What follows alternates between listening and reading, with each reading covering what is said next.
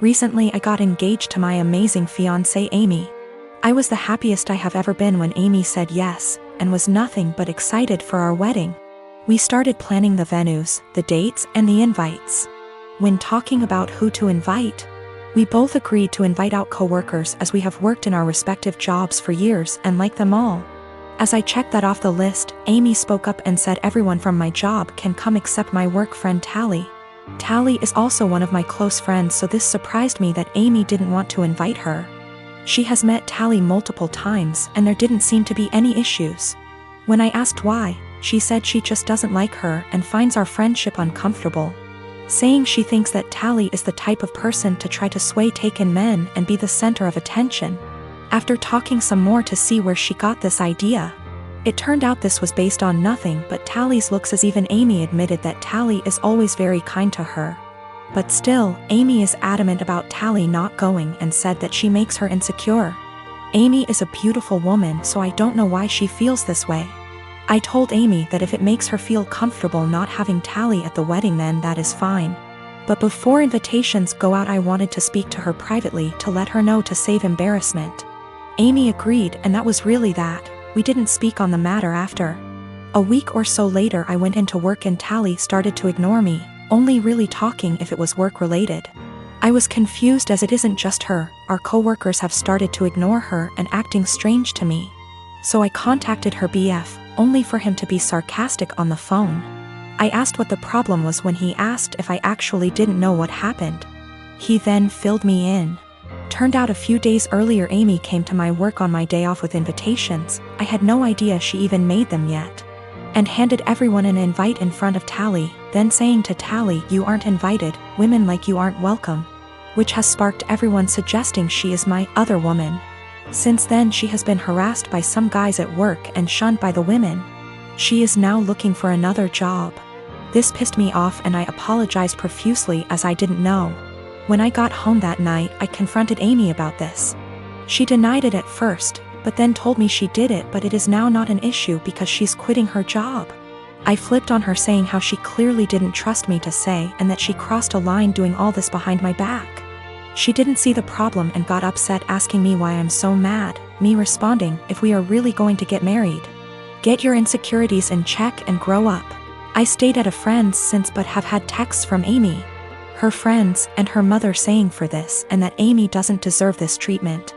I have made many attempts to speak to Tally privately to find out what was happening prior to contacting her BF. She brushed me off by saying she either had work to do or that there was nothing to talk about. No one would really speak to me, so I contacted her BF as a last resort. Her BF says he is going to pass on to Tally what I said to him on the phone. The wedding is currently on hold, that is also why I'm staying at my friend's. Need some distance to figure stuff out. Nothing has or ever will happen with Tally, no feelings, nothing adult, absolutely nothing. Tally is happy and in love, her boyfriend is someone I also consider a close friend. I was happy with Amy prior to this. And Tally is more like a sister to me. Unfortunately, due to what Amy has done, all I can really do is damage control. Of course I am planning to explain to everyone what has happened. I do not want Tally to be going through this. She is a genuinely kind person who does not deserve any of this. I am 20 female, have recently moved out of my mother's house for college. I enrolled in scholarship. The other night, my mother wanted her, my younger brother, and I to have dinner together. It's been a while since we've spoken, and I'm afraid this might happen again. We were having a nice night, the dinner was delicious, and honestly, we were all having a good time. Eventually, we got onto the topic of how things were when I was younger. I made the comment on how her behavior when I was younger made me feel like I missed out on a lot of things as a child. She disagrees, and tells me that I'm being dramatic, and that my childhood was perfect. Quote, "I was lucky to have a mom who cared as much as she did. My mother gave birth to me when she was 18. My father walked out when I was young, due to a personal conflict between the two. So, she raised me on her own until I was 7. She met a guy, and they ended up having a kid together, my younger brother. He was a golden child to my mom. His father was only a temporary item, as he left as well, soon after. Although the father of my brother was still visible in his life, I didn't have anyone to look up to as a father figure. Eventually, my mom went through a phase of depression after they separated. She started to care less and less about her children, and more about her parties and men she wanted to sleep with. It ended up getting so bad that by the time I was 10, I was a full-time caretaker of my younger brother. With the exceptions of the weekends he was with his father. I started to cook, clean, do everyone's laundry, and take care of everything outside of the boundaries of my home. From ages 13 to 15 I began missing out and losing good friends because I wasn't able to participate in any activity related to anyone else. I didn't get a car or a phone until I was 18, and even then I wasn't allowed to leave my house. I graduated senior year with flying colors and ended up getting a scholarship to a really good college. I took this opportunity not only to focus on myself, but to also help my mother realize that I was not going to be around forever. When she found out I got the scholarship, she threw a fit and told me I wasn't allowed to leave my responsibilities here at home. I left a week after the conversation. I did make sure that my younger brother was safe with his second guardian at the time. My mother and I talked on some occasions but never really kept contact. We got together, and you know the story. She told me I am an asshole for saying that she never really took care of me or my younger brother. I told her that eventually, she will need to get help and stop victimizing herself. But I'm starting to feel guilty, and that maybe I was dramatic after all. I've officially decided that I no longer need my mother in my life at this point in time. I'm now going to only focus on myself, and working towards a successful career in law. Of course, my mom won't take it well, but it won't really matter to her in the long run.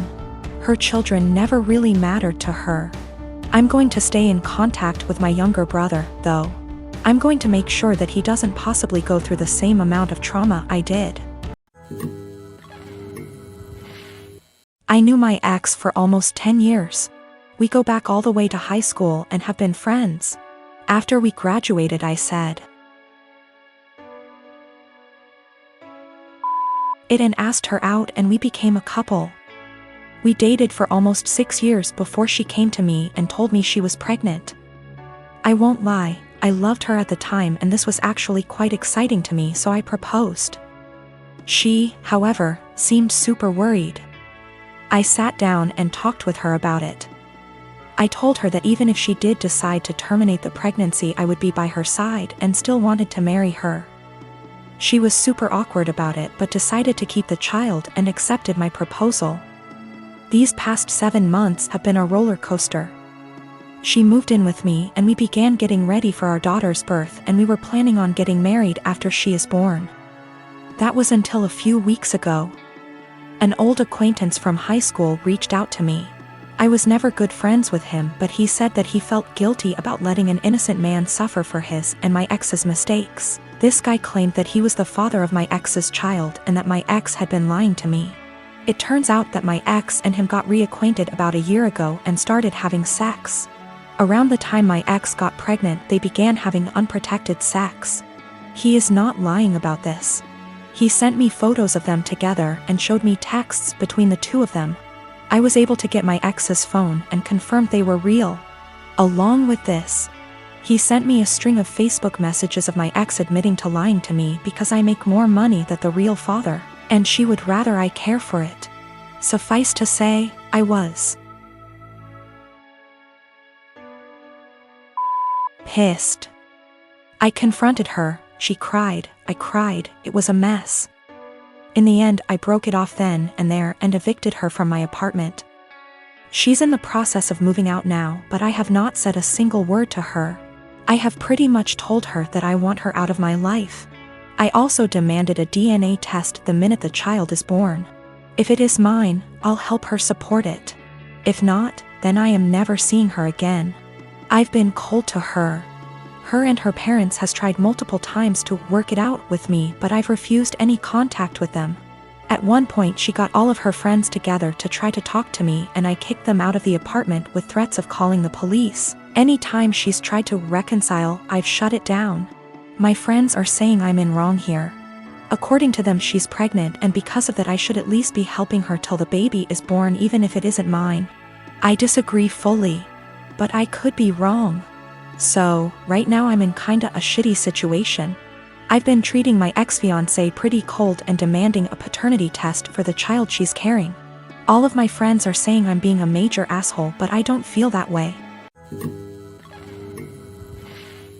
6 years ago my son Matthew had a daughter with his now ex-wife Josie.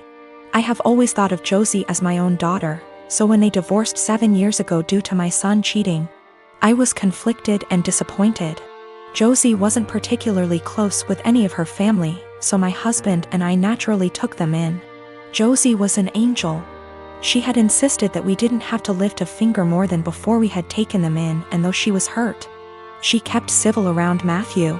My husband and I held a huge hand in raising their daughter Ruth, because Matthew remarried less than a year later and now has a 4-year-old son after disowning Ruth. 2 years ago my husband was diagnosed with lung cancer. It was hard on everyone, especially Ruth. They were extremely close. She told him about her girlfriends and boyfriends before anyone else and has always wanted him to be the one to walk her down the aisle at her wedding. Matt rarely ever visited and didn't answer our calls, often saying that we had other kids, so it wasn't like my husband was dying lonely. Last night Matt stopped by to talk about inheritance. He never mentioned Josie nor Ruth and hinted that he thought he should get more inheritance than his siblings the entire time. My husband and I shared awkward looks until he decided to cut in. He explained that everyone would get a piece, but he'd focus more on Ruth and Bonnie, one of our other grandkids. Matt got angry and said that Ruth was just a bastard and that his son deserved more than her. My husband got furious after that and left the room saying that he wouldn't include Matthew at all. Matt yelled back and turned to me saying that Ruth wasn't worth it because she'd just grow up to be a whore like her mother. I told him that I'd rather have her mother as my daughter than him as my son and insisted that he leave. I'm getting phone calls from Matt's wife and family friends saying that my husband and I overreacted, and he was just angry that we were playing favorites. To clear some things up, Josie did not cheat on Matthew. Josie and Matthew met later in college and Josie was known as a party girl. Before that, Ruth isn't the product of an affair, but we are planning on getting a DNA test because what Matthew said has gotten under Ruth's skin. She was at the house when this occurred and overheard it. When it came to taking in Josie and Ruth, we didn't hesitate because Josie is not from here. She and Matt lived in another country until he moved them here a few months before he got caught cheating, and they had nowhere else to go as Josie was a stay-at-home mom. I had no intentions of choosing Josie over Matt then and now, and I never discouraged Matt from visiting. I tried to make it very clear that we weren't picking and choosing when we took Josie in. We just wanted her and our granddaughter to be safe and have a good home.